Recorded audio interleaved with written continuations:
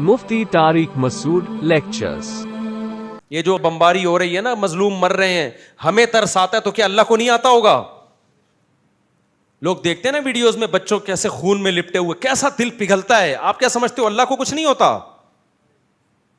اللہ میں حلم بہت ہے۔ اللہ کہتے ہیں لا تحسبن اللہ غافلا عما يعمل الظالمون۔ ہمیں بس اشکال ہوتا ہے نا، اے اللہ تو بڑا ظالم ہے، معاذ اللہ کچھ بھی نہیں کر رہا۔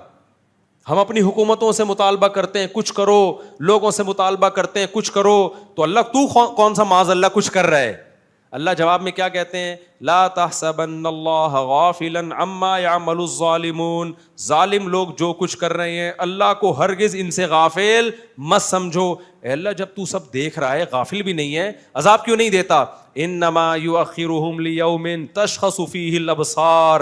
اللہ کہتے ہیں میرا حلم ہے، حلم برداشت، میں نے ایک دن رکھا ہے حساب و کتاب کا، اس وقت تک میں ظالم کو مہلت دیتا ہوں۔ دنیا میں بہت کچھ غلط ہوگا، اس سے بھی زیادہ غلط ہوا ہے دنیا میں۔ اور اے بھائی پیغمبر زکریا علیہ السلام، پیغمبر کا کتنا بڑا مقام ہوتا ہے۔ آج کسی ہم جو عبید اللہ بن زیاد کوفہ کا گورنر، اس پہ لعنتیں کیوں بھیجتے ہیں؟ حسین ابن علی کو قتل کیا نا اس نے کربلا میں، نبی کے نواسے کو۔ پوری دنیا میں کوئی ہے جو اس کا نام احترام سے لے ابن زیاد کا؟ تو اتنے بڑے بڑے ظلم ہوئے، اللہ نے اسے کچھ کیا؟ وہ پھر بھی گورنر رہا، نہ معزول ہوا، دندناتا رہا، اپنی طبی موت مرا ہے وہ۔ آپ خود اندازہ لگاؤ، آج کسی نیک آدمی کو کوئی قتل کرتے انسان کی روح کانپ اٹھتی ہے، نبی کے نواسے کے قتل پہ کیا ہوا ہوگا؟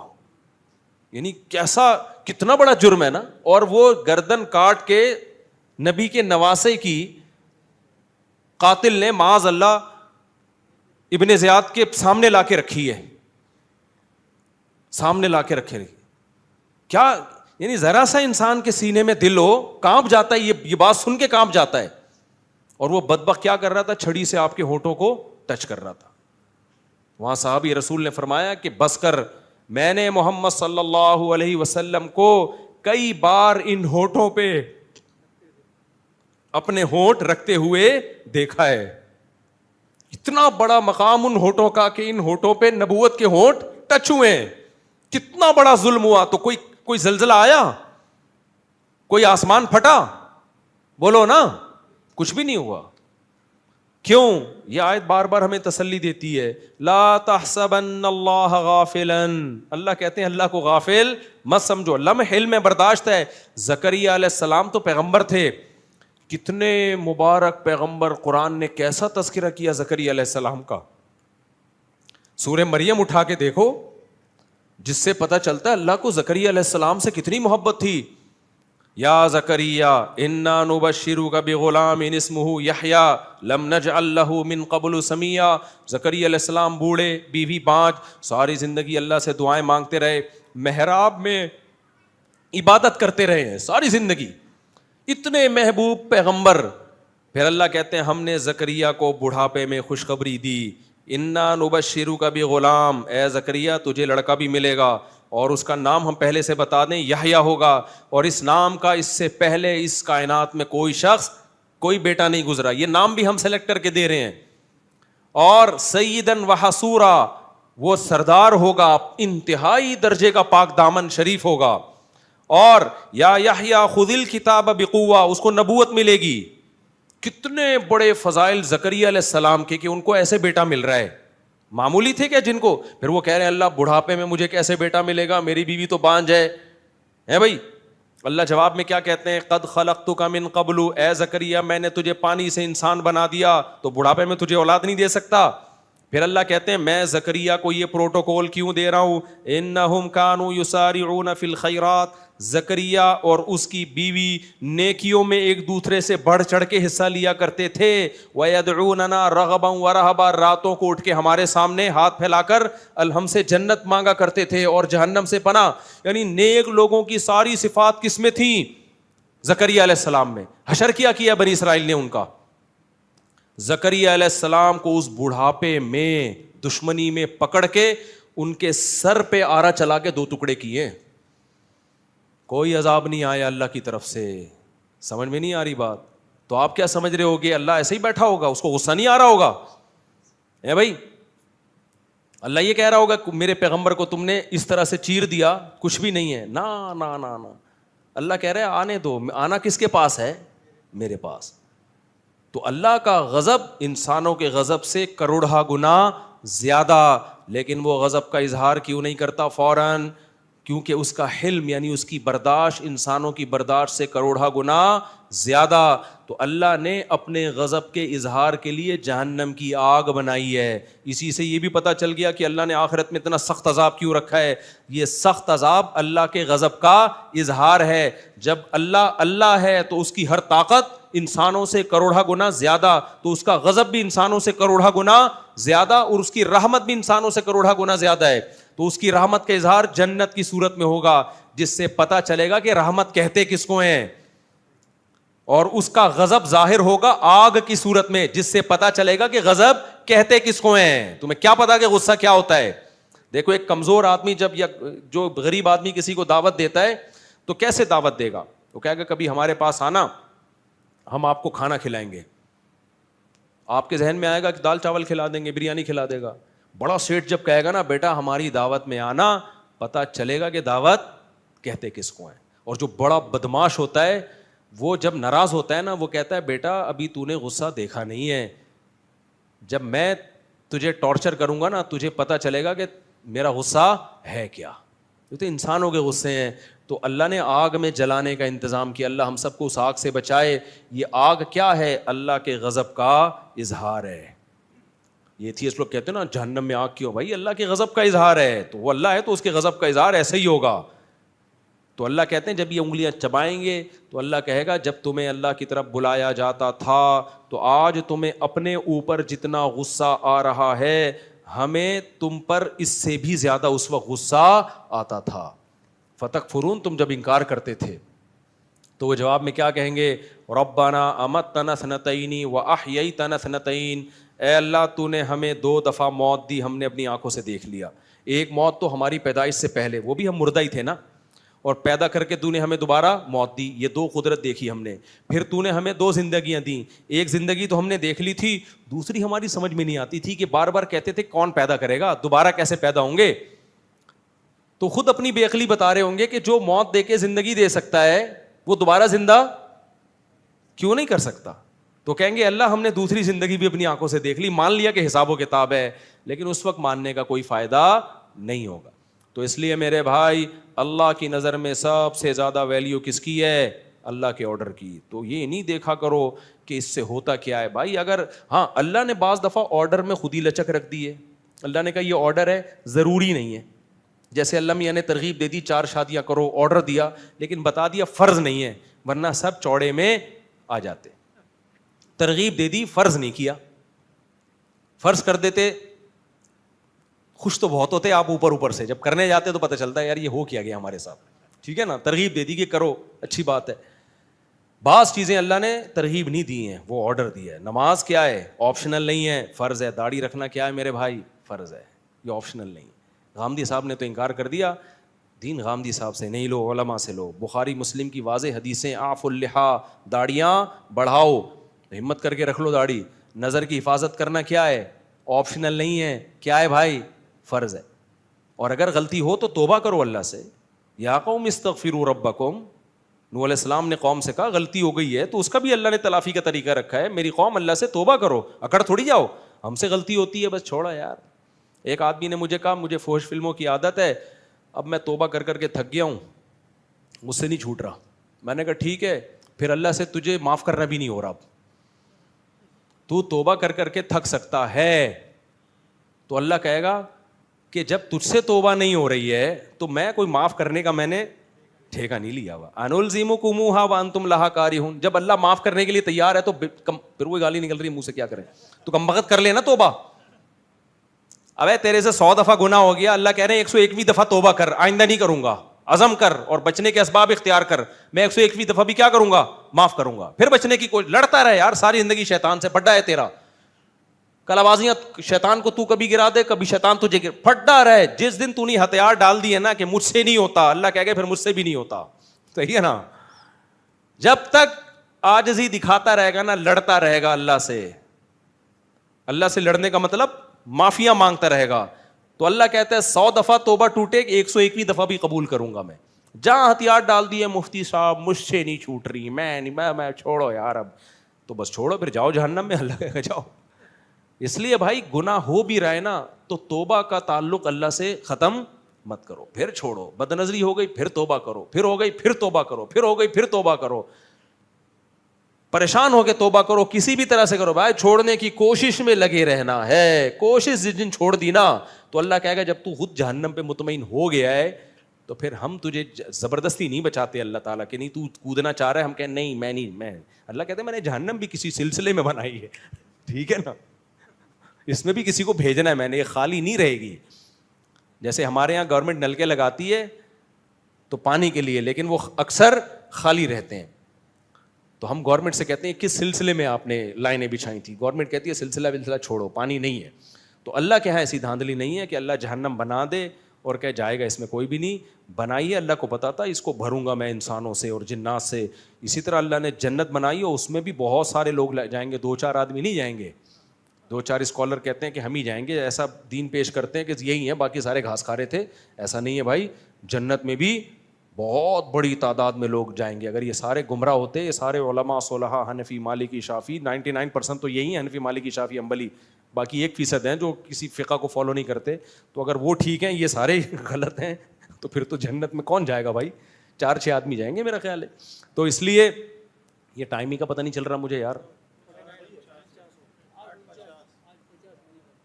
तो नमाज तो अच्छा 9 बजे है, मैं समझ रहा हूँ, शुक्र है। तो बस ख़त्म कर रहा हूँ मैं। तो मैं टॉपिक कहाँ से लेके चला था, किधर निकल गया मेरे भाई। इसलिए कहाँ से हम चले थे, वो जो कुरान की आयत पढ़ी थी ना, कि असल तो अल्लाह ने नाफरमानी की ये बुराई हर जगह अल्लाह ने बताई है कि जो मज़हब को नहीं मानते खुशियों में इतराने लगते हैं और गमों में वो हाथ पाँव उनके मायूसी होते हैं। फ़यूसन क़नूत, मायूस हो जाते हैं। तो खुशियों में इतराना नहीं है। नेमत मिले अल्लाह की भीख समझना है। क्या समझना है? भीख। अल्लाह का शुक्र अदा करना है, गुनाहों से और दूर होने की कोशिश करना है। अपने गरीब रिश्तेदारों को घटिया नहीं समझना, उनसे ताल्लुक़ ख़त्म नहीं करना। और जब परेशानी आए तो बौखलाना नहीं है। क्या कहना है? इन्ना लिल्लाहि व इन्ना इलैहि राजिऊन, हम अल्लाह के लिए और हमने लौट के किसकी तरफ जाना है भाई? अल्लाह की तरफ जाना है। सब्र करना है, उस पर बौखलाना नहीं है भाई। जो मुक़द्दर में था हो गया। और हमें तो वैसे भी परेशानियों में इसलिए जज़ा फ़ज़ा की इजाज़त नहीं है कि हम कौन सा इतने नेक हैं कि अल्लाह मियाँ सारी चीज़ें हमारी सेट करके चलाए। या तो हम सारे बिल्कुल छट चल रहे होते ना, एक काम तो हम करते नहीं अल्लाह के कहने पे। परेशानी आती है तो फिर अल्लाह से शिकायत, ये क्यों हो रहा है मेरे साथ? तो भाई तुम कौन सा ठीक चल रहे हो? तो परेशानी में सब्र करना है, खुशियों में आपे से बाहर नहीं होना।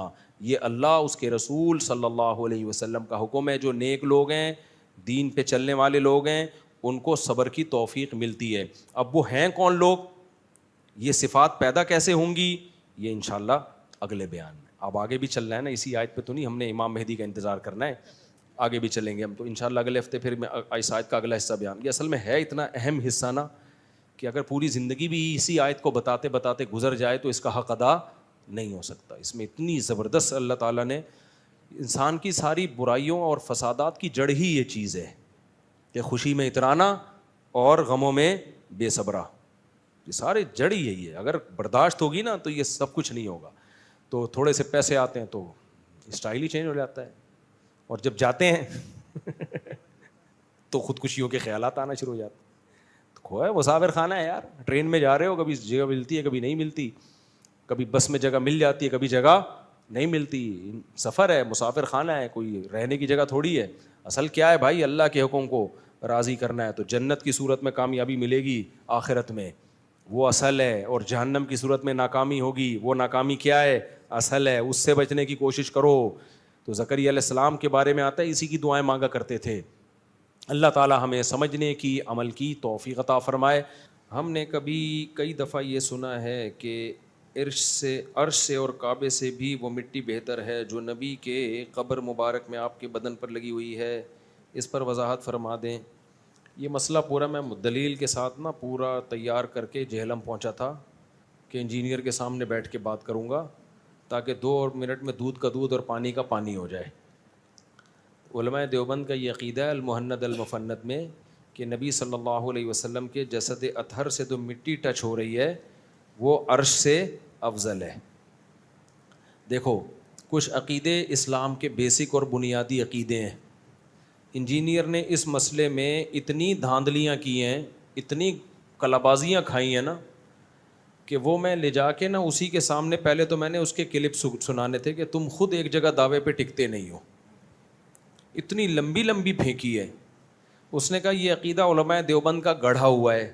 تو میں نے جہلم میں اس کو پہلے کلپ چلانا تھا کہ یہ عقیدہ علماء دیوبند کا ایجاد کردہ ہے اس کے سامنے کہ آپ نے یہ کہا ہے. وہ کہتا ہے ظاہر ہے, کہتا ہے کہا ہے, کیونکہ میں پورا نوٹ کر کے گیا تھا, لیپ ٹاپ میں اس کے سارے کلپ بھی نکال کے رکھے ہوئے تھے. وہ مکرتا تو میں اسی کے سامنے اس کا کلپ سناتا, پھر میں بتاتا کہ گڑھا ہوا وہ چیز ہوتی ہے جو ایجاد کردہ ہو. تو یہ علماء دیوبند سے پہلے کتنے بزرگان دین, محدثین, فقہا کا یہ عقیدہ چلا آ رہا ہے. حتیٰ کہ قاضی عیاض بہت بڑے محدث گزرے ہیں, انہوں نے تو اس پر اجماع نقل کیا ہے کہ اس پر امت کا اجماع ہے کہ نبی کی قبر کی مٹی وہ عرش سے افضل ہے. کتنے علماء کا عقیدہ ہے یہ, پورے میں نے ان کے سارے حوالے.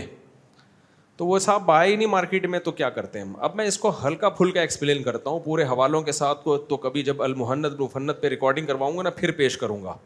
ابھی تو ظاہر ہے میں جو فوراً سوال آتا ہے اس کا جواب دے دیتا ہوں. میں اس کا جواب یہ ہے کہ دیکھو کچھ عقیدے اسلام کے بیسک اور بنیادی عقیدے ہیں, ان میں دو رائے نہیں ہو سکتی. انجینئر نے یہ بھی دعویٰ کیا کہ عقیدہ اصولی ہی ہوتا ہے, یہ خود ایک لمبی پھینکی ہے. عقیدوں کی بھی دو قسمیں ہیں.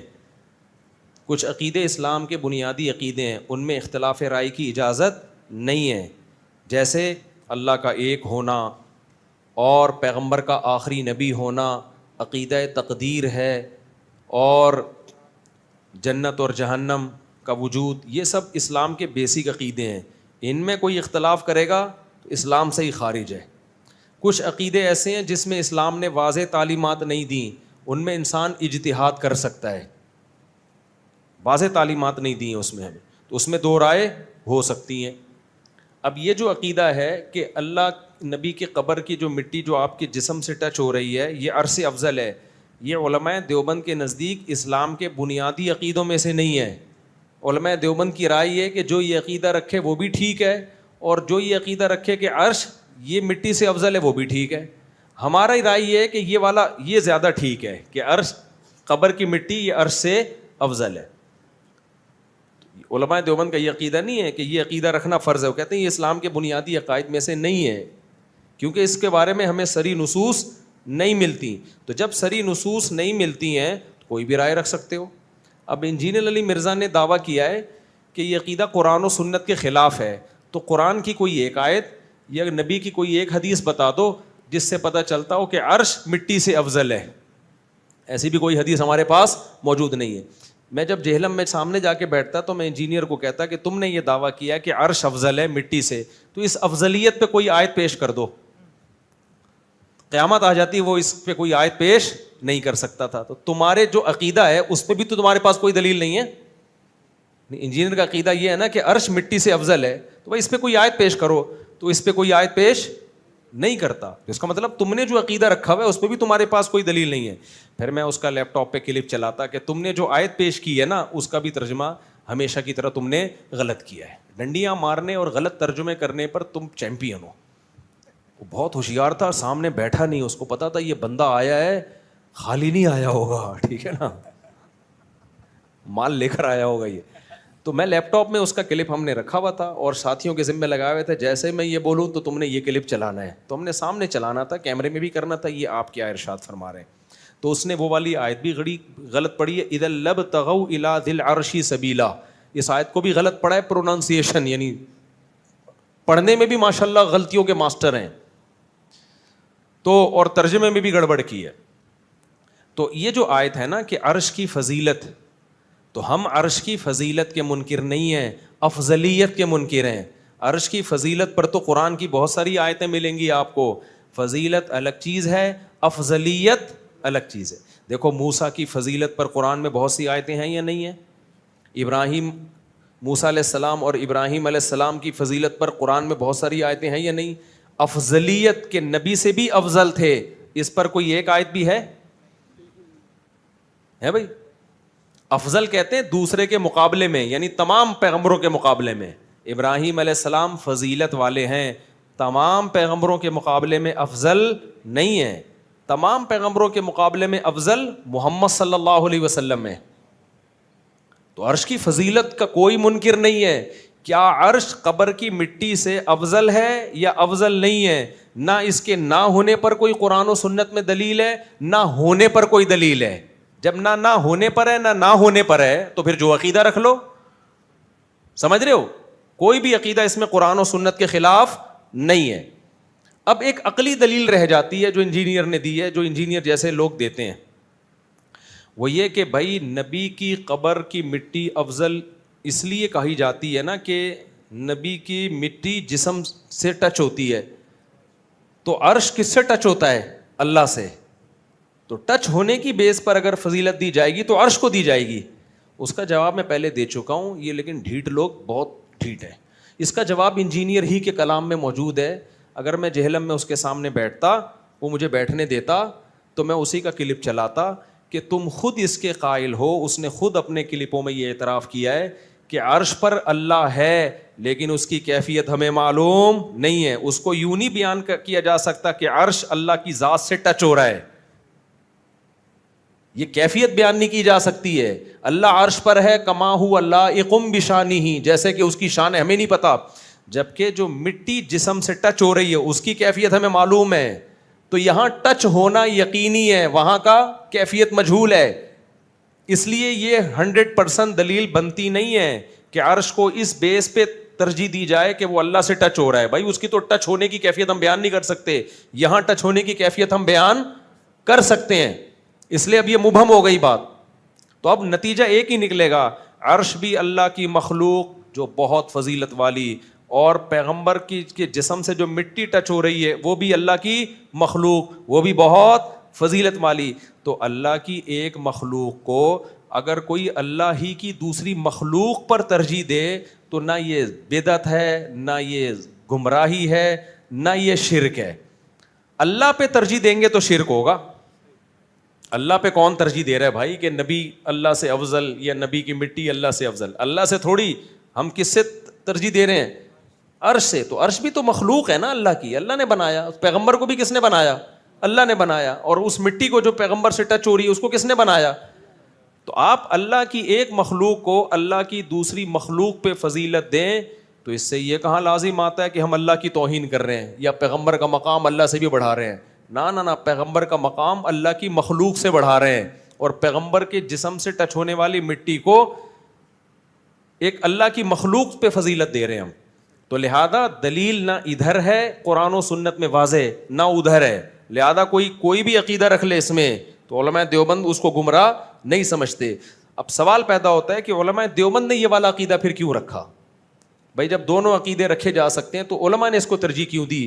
اس کی وجہ یہ کہ علماء دیوبند فرقہ پرست نہیں ہیں, انہوں نے کوئی نئے فرقہ نکالا نہیں. انہوں نے کہا جو سارے شافعی, حنبلی, مالکی, حنفی جتنے بھی مجتہدین, ائمہ, محدثین گزرے, چونکہ سب کا یہی عقیدہ تھا لہذا ہم بھی کیا رکھتے ہیں؟ یہی عقیدہ رکھتے ہیں. 1.5 اینٹ کی مسجد نہیں بناتے ہم. جن کو 1.5 اینٹ کی مسجد بنانے کا شوق ہے انہوں نے کہا نہیں یہ والا نہیں ہے. حتیٰ کہ ابن تیمیہ رحمہ اللہ جو اتنے متشدد اور سخت سمجھے جاتے ہیں, انہوں نے بھی اس عقیدے میں صرف اتنا اشکال کیا ہے کہ اجماع کا دعویٰ محل نظر ہے بس, کہ اس پہ یہ کہنا کہ عرش قبر کی مٹی یہ عرش سے افضل ہے, اس پہ اجماع کا دعویٰ کرنا محل نظر ہے. لیکن ان سے پہلے جتنے علماء گزرے ہیں انہوں نے تو اجماع کا دعویٰ کیا ہے بہت سونے. تو یہ عقیدہ تو, اور آپ جاؤ, آپ کہتے ہیں یہ علماء دیوبند کا ہے, عرب کا بھی یہی ہے. آپ جاؤ وہاں کویت کی جو علماء کی کمیٹی ہے, یہ سارے ریفرنسز میں نے نکال کے رکھے ہوئے تھے رجسٹر میں, ابھی بھی پڑے ہوئے ہیں میرے پاس. ضائع نہیں, بکری نے نہیں کھائے, وہ بھی پڑے ہوئے ہیں. ہمارے پاس ٹائم نہیں ہے نا, تو جیسی ٹائم ملے گا انشاءاللہ ہم اس کو ڈالیں گے. ٹائم اس لیے نہیں ہے کہ ہم فارغ ہیں, ہم اس لیے کہ ہم اور دوسرے کاموں میں مشغول ہیں, وہ بھی دین ہی کے کام ہیں. تو یہ تو صرف اسی کام کے لیے بیٹھا ہوا ہے نا. ہمیں تو واعظ و نصیحت, ابھی پھر میرا باہر کا ملک کا دورہ ہونے والا ہے, وہ پتہ نہیں 15 دن کا, 1 مہینے کا, کئی ملکوں کے دورے ہیں. تو یا تو ہم وہ دورے چھوڑ دیں, یہی کرتے رہیں, اسی کو پکڑ کے بیٹھے رہیں. تو یہ تو بند کمرے میں بیٹھا ہوا ہے تو پھینکتا رہے گا. تو لیکن وہ پورا میرے پاس تیار پڑا ہوا ہے مال, کبھی بھی جوش آیا ڈال دوں گا نیٹ پہ میں, ٹھیک ہے نا. اس کے پاس جواب نہیں ہے, بالکل کوئی جواب نہیں ملے گا اس کو بیچارہ. ہم تو سامنے بیٹھتا نا تو ہم چلاتے کائنڈلی, یہ آپ کیا کہہ رہے ہیں, یہ آپ کیا کہہ رہے ہیں. آپ تو خود مان رہے ہیں کہ عرش پر اللہ کی ذات ایسی ہے کہ اس کی کیفیت ہمیں معلوم نہیں ہے. جب معلوم نہیں ہے تو یہاں ہمیں معلوم ہے, تو یہاں ٹچ ہونا کیا ہے. میں بھی اسی کا قائل ہوں کہ اللہ عرش پر ہے, لیکن کما ہوا لائق بشانی, اس کی کیفیت میں ہم پڑھتے ہی نہیں ہیں, بس اللہ عرش پر ہے, ہمیں نہیں پتا کیسے ہے. تو علماء دیوبند نے یہ عقیدہ اس لیے رکھا کہ علماء دیوبند نیا فرقہ نہیں بنانا چاہتے تھے. انہوں نے کہا جو ساری دنیا کے علماء صلحاء کا چلا آ رہا ہے وہ بھی, تو میرے پاس پوری رجسٹر میں نا صدیوں سے لے کے بہت سارے علماء کی تاریخ وفات کے ساتھ ہم نے ان کی کتابوں سے ان کے عقیدے نکالے تھے کہ وہ بھی یہ کہتے ہیں عرش قبر کی مٹی عرش سے افضل, فلاں بھی یہ کہتا ہے, فلاں بھی یہ, پورا صدیوں سے. اور یہ محدثین ہیں, ان کے خلاف انجینئر ایک لفظ نہیں بول سکتا, سمجھ رہے ہو. تو اور آپ جاؤ کویت کے جتنے علماء, ہم نے وہ کویت کے علماء کی کمیٹی ان کے دارالافتاء سے بھی نکالا, انہوں نے بھی یہی کہا کہ نبی صلی اللہ علیہ وسلم کے, وہ تو آج کے علماء ہیں, وہ تو دیوبندی نہیں کہلاتے اپنے آپ کو, وہ عرب کے بھی یہی ہے کہ بھائی قبر کی جو مٹی ہے یہ عرش سے افضل. البتہ سلفی علماء نے اس میں اختلاف کیا, وہ بھی سعودی عرب کے چند سلفی, سارے سلفی بھی نہیں. تو ہماری نظر میں وہ بھی گمراہ نہیں ہے, کیونکہ یہ عقیدہ اسلام کے بنیادی عقیدوں میں سے ہے نہیں.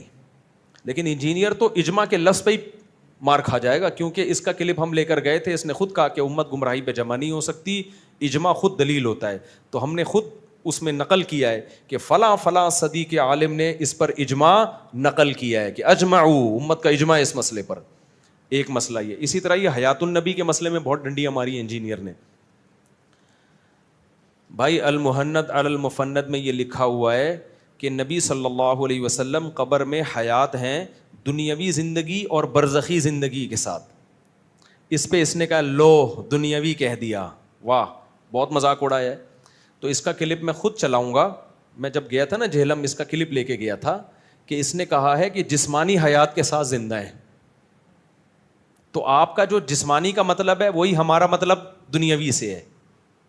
سمجھ رہے ہو کہ نہیں سمجھ رہے؟ اصل میں برزخی حیات ہے نبی کی, لیکن اس کو تشبیہ دی گئی ہے دنیاوی حیات سے. کیوں؟ اس لیے کہ اس حیات کا اس جسد اطہر سے تعلق ہے. کس نوعیت کا تعلق ہے یہ ہمیں معلوم نہیں ہے, کیونکہ بہت پاورفل برزخی حیات ہے, اس لیے اس کو دنیاوی سے تشبیہ دی گئی ہے. عین دنیاوی نہیں قرار دیا گیا اس کو. اس پر علماء دیوبند کی تصریحات ہیں کہ عین دنیاوی نہیں ہے, دنیاوی سے تشبیہ دی جا رہی ہے.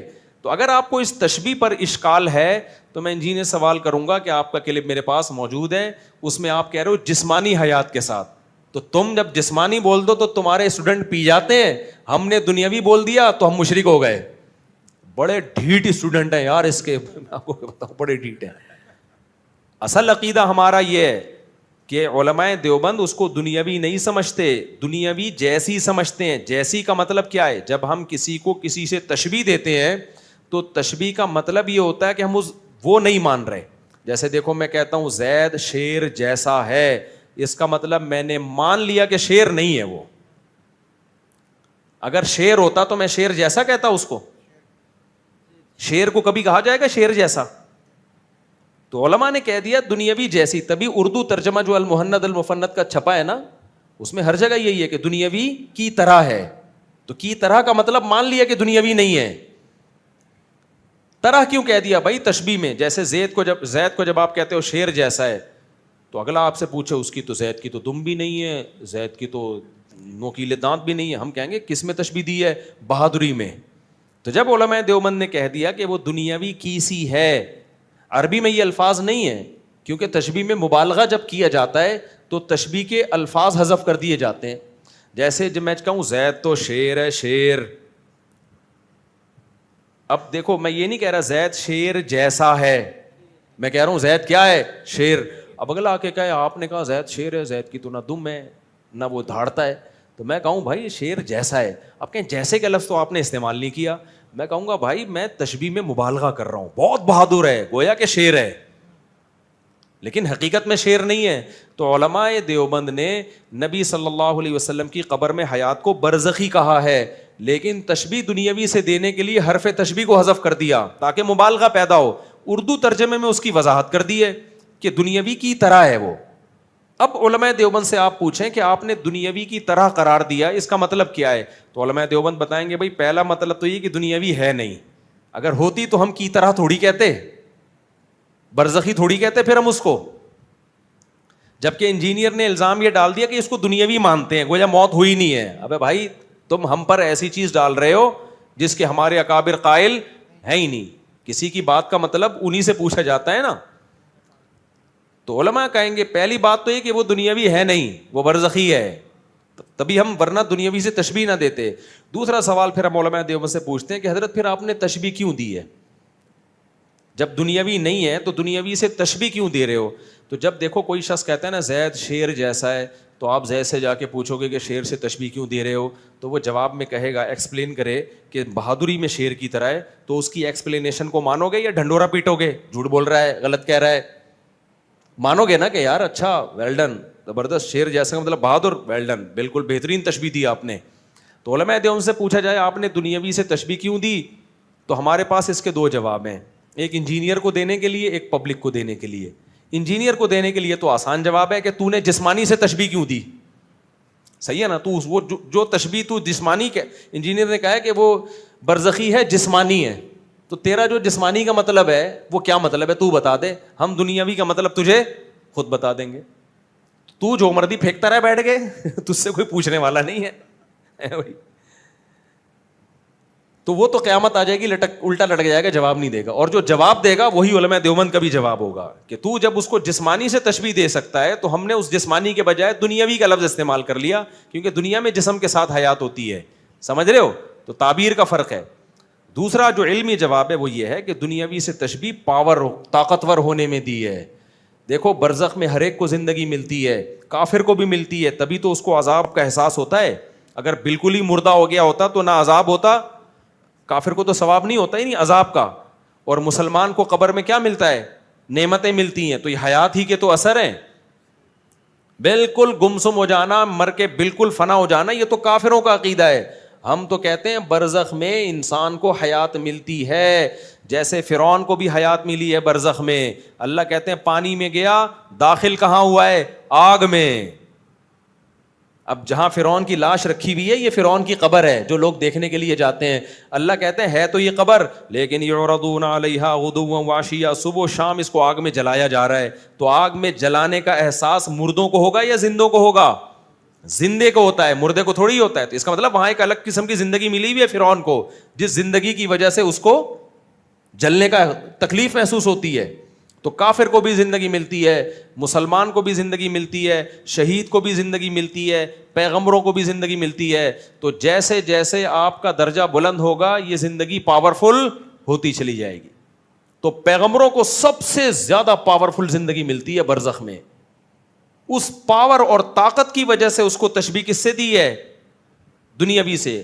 یہ بتانے کے لیے کہ نبی صلی اللہ علیہ وسلم کو جو قبر میں حیات ملی ہے اس حیات کا اس جسم سے بہت پاورفل تعلق ہے, کمزور تعلق نہیں ہے, بہت پاورفل.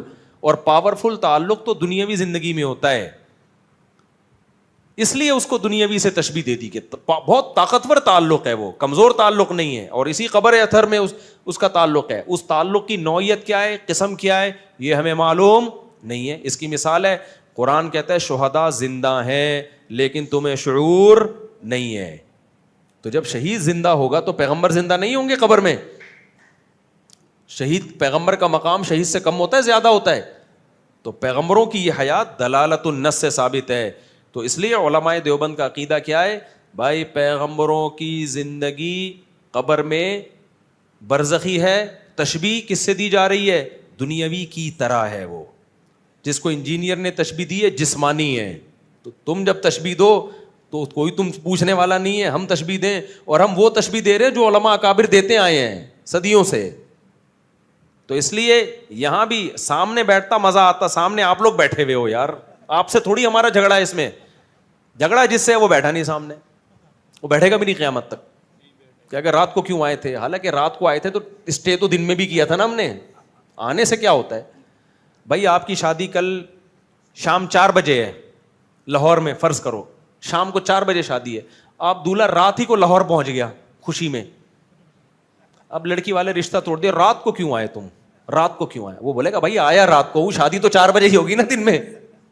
تو میں اگر جہلم رات کو گیا تھا تو بھائی بحث ہم نے رات 2 بجے تھوڑی کرنی تھی, بحث کے لیے آپ بتا دیتے اتوار کو اکیڈمی میں آ جاؤ 2:30 پہ, تو ہم رات کو تھوڑی آتے, ہم رات کو تو اناؤنسمنٹ ہوئی ہے, تو وہ وٹ پٹانگ پھینکی. اسی طرح یہ جو عقیدہ ہے کہ علماء دیوبند جو ہے نا اس میں لکھا ہوا ہے کہ ہم قبروں سے فیض کے قائل ہیں. ابھی تو میں ہلکا پھلکا انداز میں بیان کر رہا ہوں, ظاہر ہے ابھی یہ تو اچانک سوال آ گیا نا, ورنہ تو اس میں تو پوری وہی جو دلائل میں لے کر گیا تھا نا وہ ریکارڈ کرنے کے اصل میں پورے ریفرنسز کے ساتھ.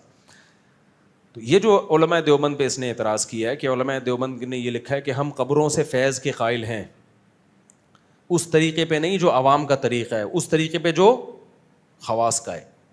تو دیکھو یہ کہتا ہے دیکھو علماء دیوبند بھی قبروں سے مدد مانگنے کے, بھائی کس نے لکھا ہے کہ استمداد کے قائل ہیں؟ استمداد مدد طلب کرنا قبروں سے الگ چیز ہے, فیض الگ چیز ہے. اور آگے علماء نے بیان کر دیا, دیکھو جب بھی کسی سے فیض حاصل کیا جاتا ہے اس کی 2 قسمیں, ایک اسباب کے تحت اور ایک اسباب سے ہٹ کے. اسباب کے تحت جب آپ کسی سے فیض حاصل کرتے ہو یہ شرک نہیں ہے, شرک ہمیشہ اس کو کہا جاتا ہے تو اسباب سے ہٹ کرو. جیسے مدد مانگنا, یہ بھی تو ایک فیض ہے نا, میں آپ سے مدد مانگتا ہوں پانی لے کر آؤ, آپ اسباب کے تحت چلتے ہوئے جاؤ گے, کولر سے نلکے سے پانی کھولو گے لے آؤ گے, یہ شرک کہلائے گا کیونکہ یہ اسباب کے تحت آ رہا ہے. اور ایک ہے اسباب سے ہٹ کے, طوفان آ گیا, قحط پڑا ہوا ہے, کوئی پانی کا نظام نہیں ہے, اب اللہ سے مانگا جائے گا. اب مخلوق سے مانگو گے اس کا مطلب آپ مخلوق کو مختار کل سمجھتے ہو, یہ شوں کر کے لے آئے گا. تو یہ غیر اللہ کی مدد یا یہ فیض یہ اسباب سے ہٹ کر ہے. تو علماء دیوبند نے لکھا ہے کہ قبروں سے اس فیض کے قائل نہیں ہے جو عوام جس کے قائل ہے. عوام اسباب سے ہٹ کے فیض کی قائل ہے. عوام یہ سمجھتی ہے کہ ان مردوں کو اللہ نے اختیارات دے رکھے ہیں, جب بھی ان کو پکارا جائے گا یہ بزرگ ہماری حاجت پوری کریں گے. اگر علماء دیوبند کا یہ عقیدہ ہوتا تو توحید کے سب سے بڑے علمبردار علماء دیوبند نہ ہوتے. کبھی کسی دیوبندی کو دیکھا قبروں سے جا کے مانگ رہا ہے؟ اور اگر آپ کتابوں کے ریفرنس دے دو نا, انجینئر صاحب ہو سکتا ہے فلاں دیوبندی قبر پہ مانگ رہا تھا, تو بھائی ہم اس کے پابند نہیں ہے, غلط کر رہا تھا, ہم سے پوچھ کے تھوڑی کر رہا ہے. یہ تھوڑی کہ کوئی بھی دیوبندی اٹھ کے کچھ بھی کر لے تو آپ علماء دیوبند کو بدنام کرنا شروع کر دو. جو مہند المفند کا عقیدہ ہے اس کے مطابق قبر سے مانگنا حرام ہے. تبھی میں تو علماء دیوبند کا بہت ہی ادنا سا شاگرد ہوں, کبھی آپ نے ہمیں دیکھا قبروں سے مانگتے ہوئے؟ تبلیغی جماعت تو علماء دیوبند کی بنائی ہوئی جماعت ہے نا, کبھی ان کو دیکھا قبروں سے مانگتے ہوئے؟ تو اس میں لکھا ہوا ہے کہ اس طریقے پہ نہیں جس طریقے پہ عوام قائل ہے. عوام اسباب سے ہٹ کے قائل ہے, ہم اس فیض کے قائل ہیں جو اسباب کے تحت, اور اسباب کے اندر قبر کا فیض یہ قرآن و سنت سے ثابت ہے. اب دیکھو حضرت عمر رضی اللہ تعالیٰ عنہ نے وصیت کی, حضرت عائشہ سے سفارش کی مجھے کہاں دفن کیا جائے؟ نبی کے ساتھ. کیوں؟ تاکہ نبی کی قبر پہ جو اللہ کی رحمتیں پڑیں گی وہ مجھ پہ بھی ہوں. تو یہ بھی تو قبر کا فیض ہے.